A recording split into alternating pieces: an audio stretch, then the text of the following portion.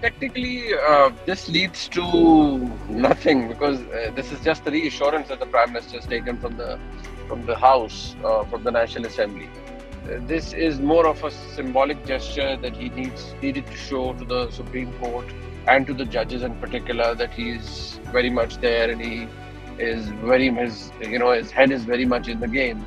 And it's a political matter to start off, and the judges should not meddle in political affairs. That when any negotiation is to be taken place, it has to take place on the floor of the Parliament or in the Senate, or not in the Supreme Court. And the parliamentarians will not take any dictation whatsoever from the Supreme Court, or for that matter, from any of the judges.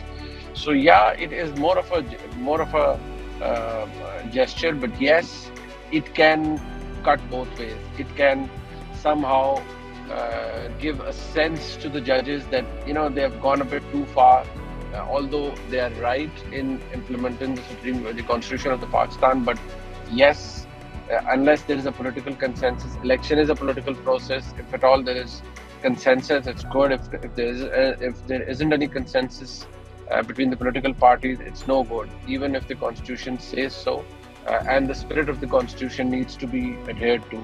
And the argument that the ruling coalition puts forward, that carries weight. That does carry weight, because when the ruling coalition says that whoever is going to be elected in the Punjab Assembly's elections, general elections, that government is going to have a huge impact if the elections take place now. That government is going to have the huge impact on the National Assembly seats in the general elections, which are, I believe, 144 in total from Punjab only.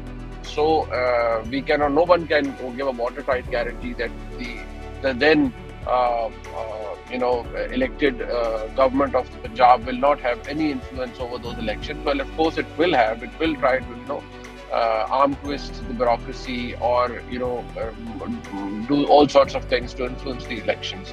So yes, this carries a lot of weight. And to top it all off, the kind of position taken by the Parliament, yes, since the Supreme Court has said it in its order that the post facto approval of the disbursement is needed. So they've given the importance to that factor, that the charged amount on the Federal Consolidated Fund cannot be spent without the approval of the Parliament, be it post facto. So the government has turned it around.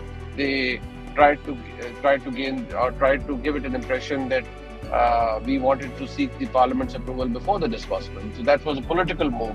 They somehow have played with the Constitution in such a way that they haven't really violated it, but they have somehow insulated themselves by using it. And the Prime Minister in particular, he has insulated himself, because on both the occasions, the Federal Cabinet has not issued any defiance to the order of the Supreme Court in terms of disbursement of the funds. It has recommended the disbursement to the Parliament, and the Parliament has turned it down. Now the Parliament cannot be held accountable for what it does and what it has voted upon.